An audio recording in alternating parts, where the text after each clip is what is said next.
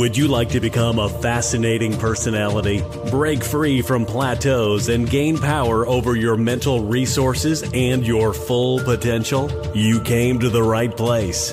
Welcome to a magical journey to yourself. This show is made in Germany. If you like the show, please subscribe on iTunes, Spotify, or puremindmagic.club. Welcome to Season 1, Shaping Your Reality. And here is your host, international magician, speaker, and book author, Victoria Mavis.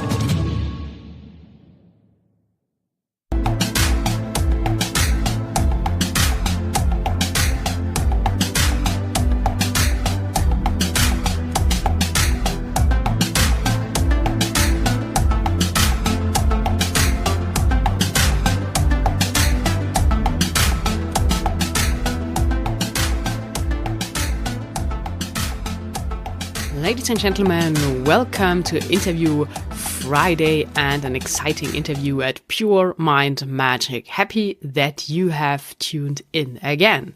This very episode is brought to you by AUDIOBOOKs. You will find a link in the show notes. Maybe you're like me, you are touring a lot, you're traveling for business, and you don't always have the time to really pick up a book and read it. But obviously you listen to podcasts, so could be that you also like listening to audiobooks. And maybe you have books at home and didn't find the time to read them. And you can get this book as an audio version from AUDIOBOOKs. With my link, you get your first audiobook totally for free. So just check that out. Now let's talk about today's interview. I found someone very interesting because, whenever we don't understand something, we normally call it magic. And there is this magic world of online, of web, this hidden world of algorithms and how to rank up on Google first place. So there are obviously some tricks that you can approach that with your company or your service. And there are also people who can make the magic happen for you. Jason from today's interview is one of these people. And he made a very interesting transition himself, broke a lot of mental blocks because he went from being a personal trainer in New York to becoming the CEO of his own digital agency, working with companies worldwide and helping them manage everything around their website as well as ranking high with managing SEO for them. So this is going to be a very interesting interview and really different from all the other guests you are normally hearing here on Pure Mind Magic.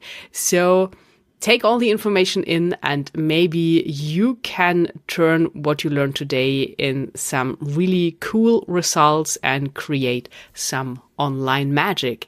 So here's for you from New York, Jason Berkowitz. Hi, Jason. How are you today? Hi, Victoria. I'm doing great. How about yourself? Very good. I'm happy to have such an interesting personality on the show and someone very different to Pure Mind Magic. That is fantastic. And where are you at the moment? I am in my office in New York City. Exciting stuff. Yes. Finishing up work for the day. Oh, very nice. So New York City, I think it is known for the city that never sleeps, right? Everyone else except for me. I sleep. When I get my sleep, I sleep. I might be up all night working, but when I hit the bed, I am out cold. There's no waking me.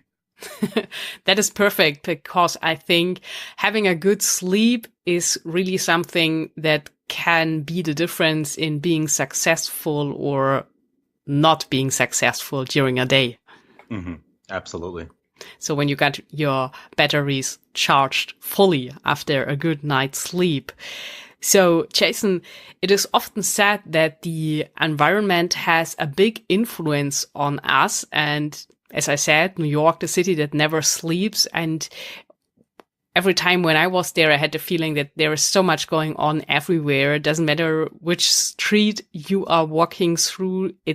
There's really always action, and everyone is short on time, always stressed out and all that. But there are big things happening in New York that influence the whole world, and a lot of big companies, also great artists, authors, everything's there. So what is your take on that? Well, me being an entrepreneur myself and a business owner, I have a digital marketing agency, as we've mentioned. For me, I found starting my business here in New York was really good inspiration. You know, it's very hard to be the most successful person here in New York, but it's very easy to find more successful people.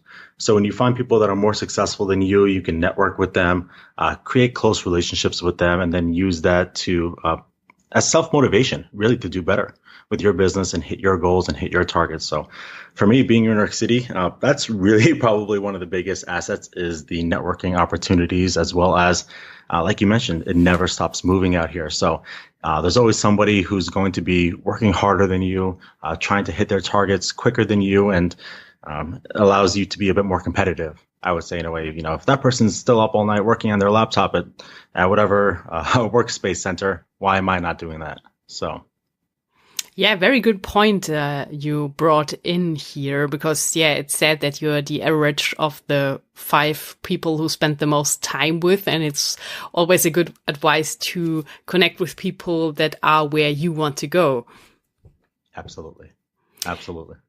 So, Jason, before I get all the secrets from you to get the top ranking for your business, because you, as SEO and traffic specialist, I wanted to know if you can share with us something that is really unique about you.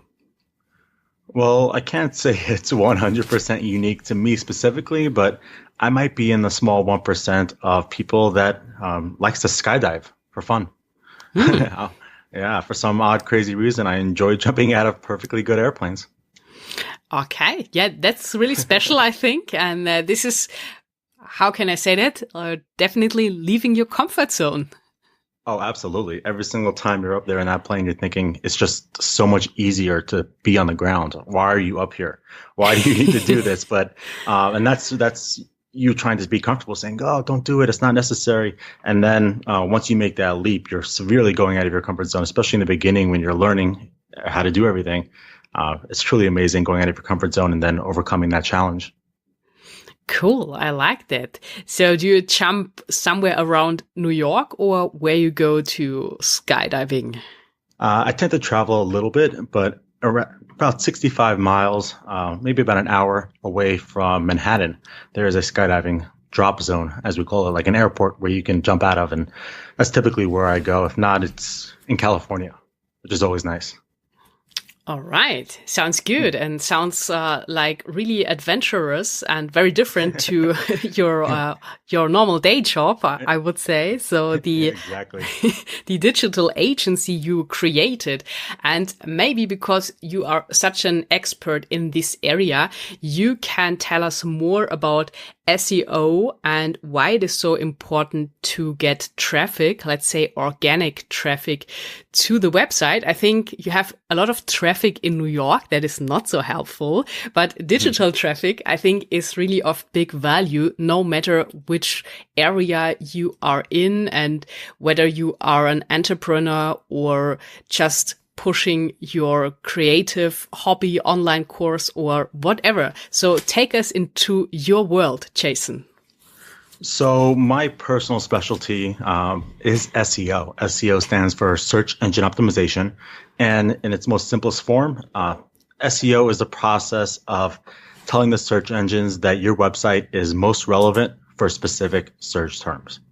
That's the most basic definition of SEO, and it really is important because everyone's going to these search engines, obviously, of course, Google being the big one, just looking for answers to things. It can be a simple question, whether it's a medical symptom or a local plumber or maybe even a lawyer.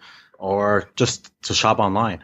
Everyone's looking on the search engines, and for the most part, not everyone anymore, but for the most part, people are skipping these ads. The reason why I say not anymore is because Google is getting really good at hiding that little ad.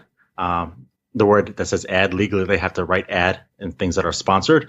So they're trying to make it as unnoticeable as possible, but still most people are clicking on the organic results. They're going right to it. And the number one search result in Google, for example, for a decent search term, gets about 43% of the overall clicks within that page, which is crazy abundance. And the lower you are on page one, the click-through rate and that percentage goes down significantly. And then even if you're not on page one, it's very hard for people to find you. There's very low awareness and positioning for your brand. So we actually have an old joke in our industry. It's, where's the best place to hide a dead body? And that's on page 2 of Google. So yeah, still a little marketing humor. But yeah, that's really the importance of SEO. Everyone's is going online looking for answers to questions that they have, looking for the best product, looking for the best solution, the best service, the best specialist, the best person, the best book, whatever it is, the best magician. Everyone's going on Google. And if you're not there, your competitors are, and they're gaining that business. Of course. So we could say, Jason, you are a digital magician because you know all the tricks how to get the website up to the top. So maybe you can tell us a little bit more about organic traffic and paid traffic and where the advantages and disadvantages are and how to drive both of them. Okay, so my agency, we do both paid and organic. I think each of them has the pros and cons. To start with the top of the page, you have the ads. The benefit of ads are if it's really low search volume, if there's not a lot of people searching on a monthly basis for a term, engaging in a full SEO campaign might be costly. So if there's a very low cost per click, which means every time somebody clicks on your ad, that's when you would get charged, then it's easy to throw in maybe $150 per month in its simplest form on Google AdWords. Another reason why we like to use Google AdWords is for testing a market or testing a search term. Before we engage in a really competitive SEO campaign, targeting really, really competitive search terms or keywords, we will run some ads first to see how people are engaging. Well, what type of copy, what type of text works the best to get that click. And then when they get onto that page, whether it's a specifically designed page just for that ad or whether it's the home page, we measure how the people are interacting on that page to increase conversions. And if everything looks good from the ads, then we will most likely pursue that as an SEO target in the organic search results. And this is where the con comes in for ads, is that it can get very costly, and the fact that most people are skipping the ads. And that's when organic search SEO comes in, where it's more of a long-term solution, where you be investing in SEO in the beginning for a specific search term. And once you get your desired results, not as much work needs to be there. We recommend obviously still doing a little bit of maintenance, still sending trust signals to Google that your website is valuable. And people are clicking on it. And that's the real advantage to being with SEO. It's more of a longer term play, a long-term solution, a big picture strategy, as we like to call it, in digital marketing.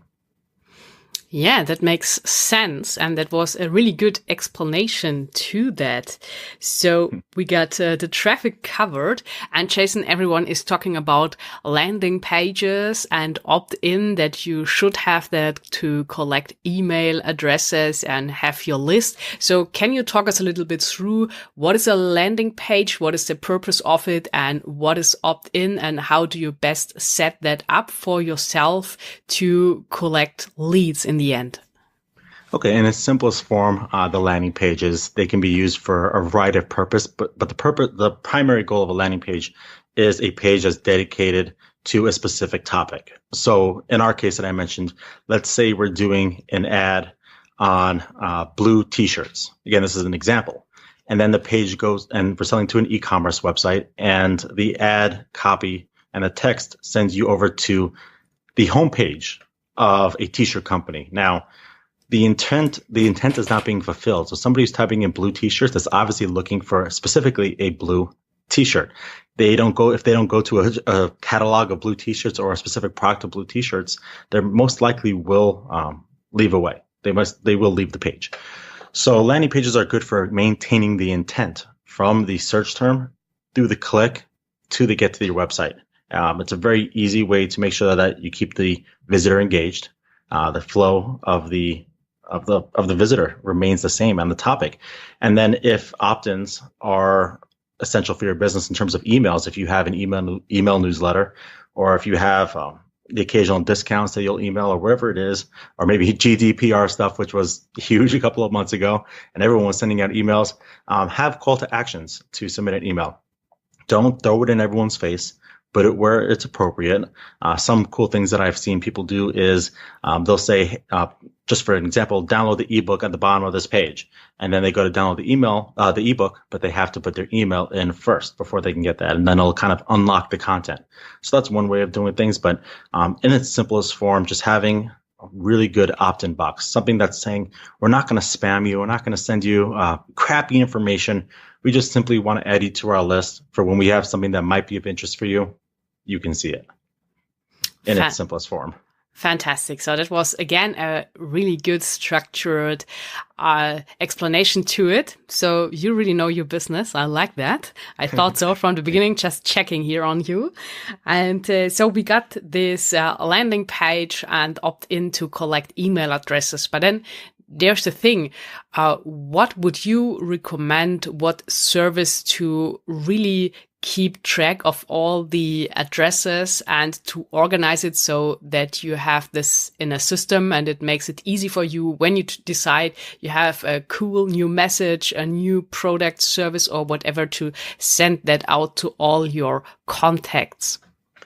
Well, one easy way is using what we call a CMS, a content management system. And that's pretty much a WordPress website of sorts. And again, any of these type of platforms, whether it's WordPress, Shopify, they're all user-friendly ways of displaying HTML code. The great thing about WordPress is you can create new pages, new posts very easily. If you're also looking for a database and where just to house a list of what you have, I'm a bit old school. I use Google Sheets and Google Excel, not Microsoft Excel, quite a lot. So in terms of listing things out, I don't understand. I have a Google Home and it goes off sometimes, so I apologize for that. So yeah, I'm a bit old school when it comes to lists like that, but WordPress is absolutely convenient for having a full list of posts and pages and seeing what's taking place, publishing dates, titles for your pages, and you could even make a page and put it in draft mode. Leave it in draft mode until you're ready to publish it. You know, let's say you need some revisions, so it's always convenient. So we like to use WordPress a lot, but essentially any content management system, any CMS is good for organizing the URLs. All right.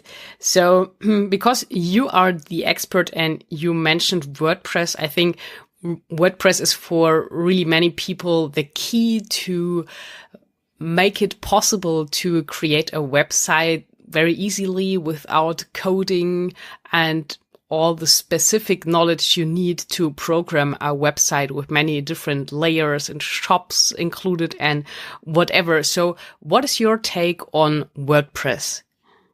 We personally like it from a more complex standpoint, is that it's very easy for us and our coders that we have working for us to make the changes that we need for our clients.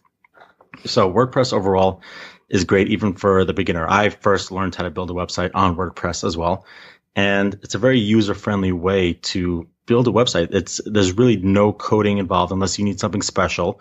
And in that case, if you need something special, usually you can reach out to whoever created the theme or the template for your website and say that you have a specific issue, and they'll give you the exact code and tell you exactly where to copy and paste it. So the theme developers, if you do decide to build a website yourself, it's very likely you're going to go with a template to start. And it's very easy. It's very super friendly.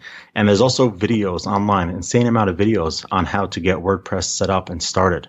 You know, it's super easy. Anybody with no technical knowledge at all in regards to coding, development, or even the web overall can get started with building a website.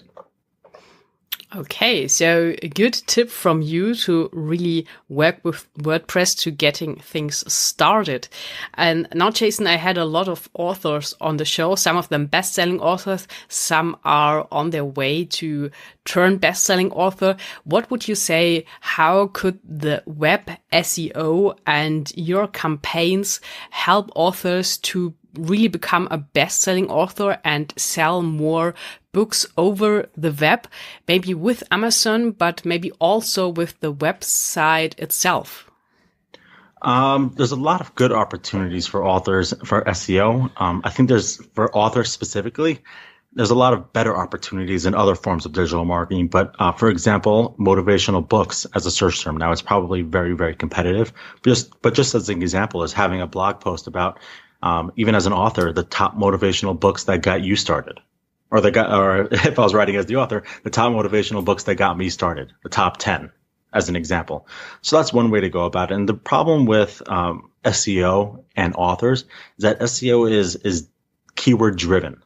So if there's no specific search term, and it's very unlikely that if you're just releasing a new book that somebody's going to know the exact name of the book and the author, and they're not going to type in that book by name. If they go more broad, they're also running more competitiveness. They're going against the big wigs like Amazon and all the other online bookstores that are out there.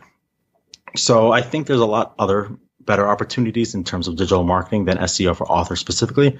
I think PR, public relations, would really be mostly beneficial for them is reaching out to journalists, telling them about your new book, maybe even sending them a copy of the book and saying, hey, I noticed you wrote a post about this. I just wrote a book on that exact topic. Would you like a copy? And you send them a copy. And as you build that relationships, it's very likely that they will write a post about your upcoming book. So that's how we build relationships with our PR as well.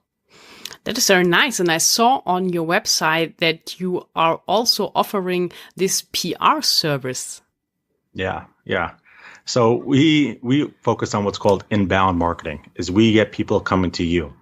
And outbound would be the opposite of you reaching out to people, whether it's email or other sorts of outbound marketing tactics. We focus primarily on inbound, is you want more traffic to your website. You want more people finding you. We call this awareness, positioning, and authority.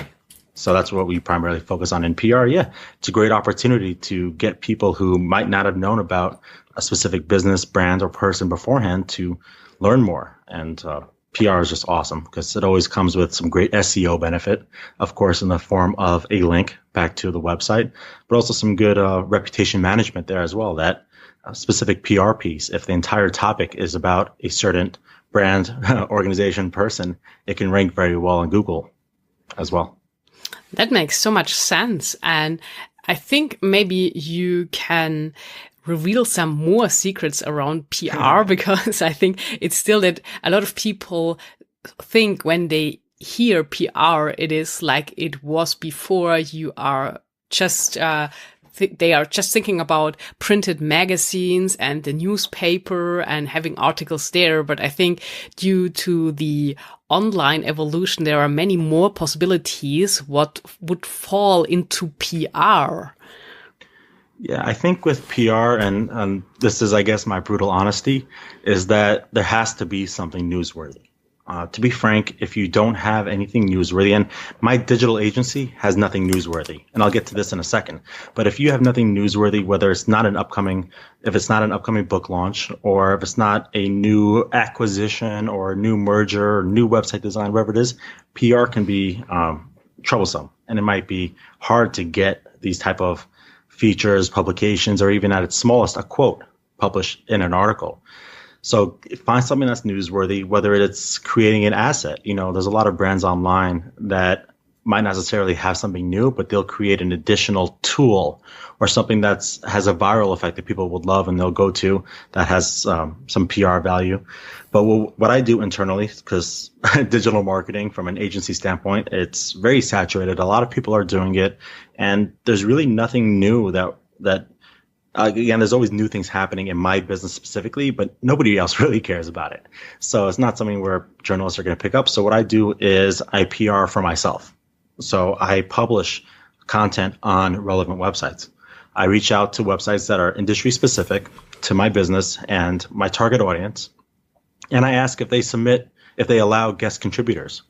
I have a topic ideas on XYZ. Would you be willing to accept a guest contribution? And then you write a piece. And there you go. It's self-promotion, self-PR in a way, and you're engaging with active readers. Okay, yeah, there are some really cool tips on that, how you can leverage the whole PR thing. So, Jason, you have a really nice name for your digital agency, Break the Web. And before we come to why you have chosen that name, I'm sure that you also had to break some mental blocks and shift your mindset to become the CEO of this company with so many employees now. So can you tell us your way, how you made this mindset shift, and why you choose to call your company Break the Web? Well, it actually stems from a much longer story, if we have time, of course. But I originally was in a different business. So my mindset was focused nowhere near SEO or marketing. I had a personal training fitness company out here in New York City. And just like many business owners out here, I was struggling to get new clients, to get new leads, and at its simplest, just to get more traffic to my website. And that was my struggle. So one search term that I typed into Google led to another, which allowed me to learn how to effectively perform SEO on my own website. And then that's when I had a mindset, or as I like to call it, a paradigm shift. And I absolutely fell in love with SEO more so than I did for fitness in a way. So I ended up starting an SEO business as a freelancer. And as I grew in New York City as a presence, business grew. And we're not one of those big, crazy conglomerate agencies that have an insane amount of employees. We're in between full service and boutique. We have a nice, great team. We have our systems and our processes that work flawlessly, and we have our framework and our strategies that allow us to get results for not only ourselves, but our clients. And the original name we had for my marketing agency was non-brandable. I couldn't do anything with it. It was called SEO Services New York. Super boring. It's a search term that people can go into Google. It just sounds stupid. And every time I even say it now, I'm like, it's like cringeworthy. It's like SEO Services New York. That's stupid. So over time, I realized that as we were growing, I needed to be more brandable. And this was at the time where things were happening all over the web, where people were, quote unquote, breaking the internet. Something viral was happening, whether it was a celebrity, whether it was something in the world, piece, whatever it was, people were breaking the internet with certain things. And I just love that term, breaking the internet, and break the web was something that I think was one of those 3 a.m. thoughts. Everyone's breaking the internet. Why don't we break the web for our clients? And that's one thing led to another. We couldn't secure the .com. We offered a lot for the person who owns it, and they turned down every single offer we made, surprisingly. So we're at breaktheweb.org right now. And as of actually this morning, we did another rebrand of our logo, and that should be published in the next week or two. So that's some exciting news for us internally. Yes, I can imagine. So really interesting story about, but that makes sense. And I heard so many stories where people become really successful because they themselves struggle with something really specific and go through this dark period or learn everything around the topic and then really build something big out of it. And it sounds like that you did the same. So Jason, when you made this kind of transition from one business to another and struggling with all that, had you sometimes doubts or some fears? And how did you deal with them? 100%. I think any big life change comes with fears, doubts. Are you making the right decision? What if it all fails? What happens? And the best way to overcome it for me personally was to hold myself 100% accountable for my own success. So no one else is going to hold my hand through it. Obviously, I have a network of people that could assist. But at the end of the day, when it comes down to the execution process of growing a freelance business to an actual legitimate, respectable agency, I had to hold full accountability on myself and take action and constantly be reminded of that. So one thing that I did personally, whenever I felt that I was like, why are you doing this? Just get a job. You can probably make a good salary from your expertise. It's just so much easier. You don't have to worry about the stress of running a business. I go back and I watch a video that I recorded when I first started. It's a video of me telling myself why I'm doing the things I'm doing, and also that no one else is accountable for it except for me. And it reminds me of my initial goals, not in terms of business and lifestyle, because my agency is a remote agency. We're virtual. All of our employees are all over the world. So we're all about a certain lifestyle in our agency. And I constantly remind myself of that by watching a video of myself. So it's kind of like no one could tell me what to do except for myself in a way. Wow, that's so cool. It sounds like you're time traveling and it is like your future self came to teach you now. Never heard that. I just thought it on movies, but I think that is a really creative idea. So you're a really creative person. So Jason, you made really a big transition, I would say, from going from the business of being a personal trainer and helping people to get in a better physical form to now having your own digital agency, helping people to get more leads, more traffic, improve their business and all that. So would you say, because you had this background, and I'm pretty sure that you are in really good shape, so I can tell that from the picture of your head that you have on your profile. So would you say that was a good foundation and helped you to stay on track because you were trained to train your body, and it said that a healthy mind rests in a healthy body? Was that a good basis to start from and helped you? 100%. From my personal experience, I wouldn't change anything. I think being a personal trainer, there's a very good correlation between being a trainer and being an agency owner where the hustle never stops. It's even more competitive as a trainer because there's more trainers in New York City, for example, than there are digital marketing agencies. So you really have to spend a lot of time trying to figure out how you can differentiate yourself as a personal trainer. How can I be different? How can I prove my worth? And how can I show that that I deserve to be your trainer?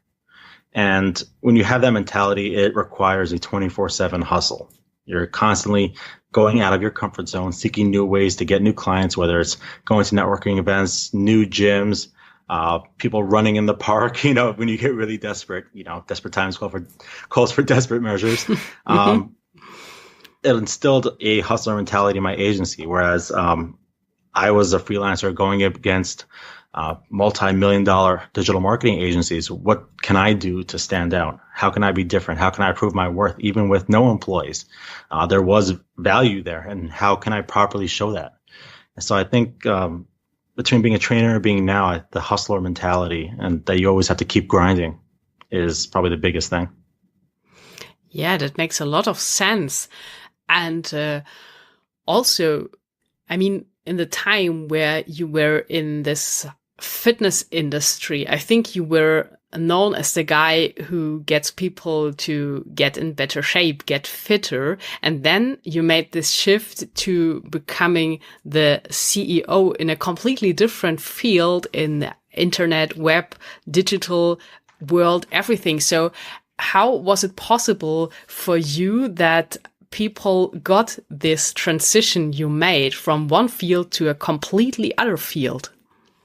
I would say there's the transitions internally also are very the same. At the end, there's a result. The personal training, the result is your ideal fitness goals, whether you can run faster, feel better, breathe better, lose weight, whatever your goal is, there's a result. And with digital marketing, there's an end result as well. It could be more traffic, more leads, more business growth, more impressions of your ads, whatever it is. They both have an end result, and they both have a start. And at the start, there's an analysis to see where you currently are, see where there's gaps, see where we can fill those gaps, and then the work and the strategy and the implementation throughout the whole process is very unique. Kind of like when we have an SEO campaign, we build that foundation. But also when you're working out, you have to build that solid foundation. You can't just start working out, lifting heavy, run as fast as you can. You have to build that initial foundation that your body can handle. And the same thing with the campaigns and with Google and their algorithms is you don't want to just jump the gun real quick because that's not natural.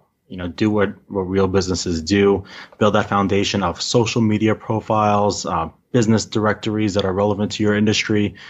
So transitionally, the people that I was involved with in the fitness industry have no involvement at all in what I do now, except for people in my personal life. In my personal life, they all thought I was crazy. Like, you're at a certain age, don't switch it. You got to do this, you got to do that. I'm actually a college dropout, so there was many different transitions in my life. So, yeah, that's the transition. Okay, yeah, I get it. And I would say when we look at fitness, it is about consistency when you want this results and you want to reach your goal. So would you say, Jason, that this is kind of a success secret because you can transfer that into business, that being consistent, showing up every day, working, building, all that? Absolutely. And that goes back to being on the grind and doing the hustle. I think that can be for not only as an entrepreneur, but just with any industry. It is 100% being consistent. If you break the routine, what will happen from that? And especially if you think of a chart and that chart graph is going all the way up, up, up, and it's obviously working because you're doing something that's consistently improving these results in any area. And then if you stop that, if you break that, it's going to be a kind of a halt in the growth. So consistency is absolutely key. Okay, yeah, that's a good point. And maybe one thing to that, to compare the both fields. I think in fitness, bodybuilding, it's very well known that from time to time you hit these plateaus where you just stand and stagnate and you can't move on. And I think the same can happen in business as well as in the personal life. So what would be your advice when you hit this plateau to move on and get over and get to the next level? If I, for example, me being where I am, I can have many different plateaus in many different areas. For my business, let's say I'm stuck and just don't know what the next step is in the agency. I'll probably take a day or two off, completely log out of everything, stay away from the technologies and everything. Usually it's best on a weekend, and then just write. That's what I personally do, is I write again why I'm doing what I do, what are my goals, and what will it take for me to break this plateau and be introduced to the next new thing that I'm trying to do in my business. So that's how it relates to my business. And I guess in the personal life, it could be very similar, is if you're trying to grow as a person and you hit a certain plateau, reanalyze what you're trying to achieve, why you're trying to achieve it, and what happens if you don't achieve it. And the fact that if it's really bad that you can't achieve your goals, use that as a sort of fear marketing to yourself. Remind yourself what will happen if you don't achieve these goals. Doesn't need to be insanely bad, but it can help you stay on track, because if you don't move forward, you can go backwards, which could be an endless pit. So that's I'm not a life coach, but that's my thought of it. That is good. I think especially in New York, you are really, really like driving back when you do that and stop and not moving forward. So always good to do that. And I think, Jason, so the listeners got the impression that you are really a cool guy and you have a great mindset. You went through all the struggle and you took the risk to leave one field and start a new one. So what would be a possibility to work with you? What could you do for the listeners, or for a listener who is looking for someone to help them get better SEO results, find keywords, get traffic? What are your offers? So we primarily, again, do SEO. And when we have somebody reach out to us with SEO, we do an initial audit. determine where they are with their goals. It's kind of strategy development and research, what they want to achieve, where they currently are, what's their big picture, their overall goals that they want to achieve. And we assist with the keyword research, finding what good opportunities that not only have a decent amount of search volume, but also have realistic chances of results, just because SEO can at times become really, really competitive. And it's an entire waste of a budget if you go for targets that are really unattainable and really unrealistic. So we usually do these audits, which could take quite extensive time. But for anybody listening here and being part of your audience, if they mention this podcast, we'll happily assist them with an initial analysis audit and maybe 1 or 2 free tips on things that they can do to their own website. Some quick action items, whether it's fixing this right here or adding this right here. Even the small things can have really powerful effects. So mention this podcast, reach out to us at breaktheweb.org, and we got you. Fantastic. I think that sounds almost like a magical offer you made there. And I can't wait to drive traffic from the audience to you, because I think this is really great what you are doing, and it is so authentic what you've built there. So what would you say is the best way to reach you? Is it directly via your website or any other social media platform you are using? So I have some social media. I'm just not very active on it, which I know kind of goes against everything we know about marketers and marketing. I just hate, except for these podcasts, I don't really like posting much about myself and my personal life. But my website is breaktheweb.org. I can be reached via email at jason@breaktheweb.org, or you can follow me on, Instagram at Jason Berkowitz SEO. Okay, so I think that was everything in a nutshell, and we covered a lot today. Some great insights from this magical digital world where there are no limits when you get the right strategy agency on your side, I think, to put it like that. And I'm really happy that you took the invitation and came to this Mindset podcast. We learned also from your mindset. So thank you so much for adding great value to the show, Jason. Thank you so much for having me, Victoria. It's been a real pleasure. Ladies and gentlemen, I hope you enjoyed today's special interview with Jason Berkowitz and took away some great advice for your online business or your future online business. You never know, right?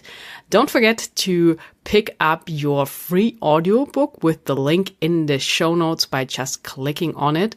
And I would be so happy if you subscribe to the show. It's just one click, so you won't miss any new episode that is coming up. Also very happy when you take the time to leave a review. You can do that on Apple Podcast or Stitcher. Very easy. Just leave a short review how you like the show or the episode. Now, maybe you're curious about next week, and because I love to mix things up like I do with my playing cards, training magic every day, I thought I'm gonna talk about something completely different than today. So next week, my guest will be Rachel Haslin. She calls herself an active mindset specialist. And the amazing thing about her is that her father was mentored by Milton Erickson. When you're not familiar with the name, I think this was the biggest name in hypnosis and hypnotherapy so far in history of hypnosis. He kind of invented the modern hypnosis. So Rachel picked up all this knowledge while being a child, and now she is really an expert when it comes to NLP, hypnosis, trance, all that, and what all that can do for you to help you change your beliefs, your traumata, whatever you picked up while being a child that is still influencing you in your adult life and maybe holding you back from living your true life and the life of your dreams. So we will go very deep into our subconscious mind and all the connections to hypnosis next week with Rachel. You won't miss this episode, so make sure to subscribe and be informed as soon as the episode goes online. I wish you a magical weekend here in Germany. It's still very nice weather, even it is already October. So have a great time until next time. Create some magic.